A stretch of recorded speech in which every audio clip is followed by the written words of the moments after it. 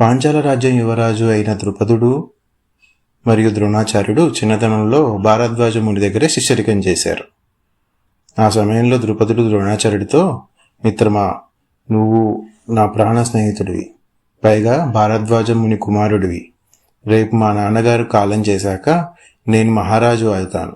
నీకు భవిష్యత్తులో ఏ కష్టం వచ్చినా, ఏ దరిద్రం ఆహ్వానించినా నన్ను వచ్చి కలువు. తక్షణమే నీ దరిద్రాన్ని అంతా నేను తీసివేస్తాను అని అంటాడు. ఆ మాటలు గుర్తు తెచ్చుకొని ద్రోణాచార్యుడు తన కొడుకు అశ్వత్థామ ఆకలి తీర్చడం కోసం పాంచాల రాజ్యంలోకి అడుగుపెట్టి సభలోకి వెళ్ళి ద్రుపదుడిని, మిత్రమా, నేను చాలా కష్టంలో ఉన్నాను. నా కొడుకు కనీసం పాలు కూడా ఇవ్వలేని స్థితిలో ఉన్నాను. దయచేసి నువ్వు నాకు 1000 ఆవులు ఇప్పించగలవు అని అడుగుతాడు. ద్రోణాచార్యుని గుర్తుపట్టిన ద్రుపదుడు ఇలా అంటాడు, స్నేహరికం అనేది ఇద్దరు సమానుల మధ్యలో ఉంటుంది. కానీ నేనేమో మహారాజుని, నువ్వేమో దరిద్రంలో ఉన్న బ్రాహ్మణుడివి. మన ఇద్దరికి స్నేహం ఏమిటి అని అవమానించి మెడబట్టి బయటికి గంటించేస్తాడు.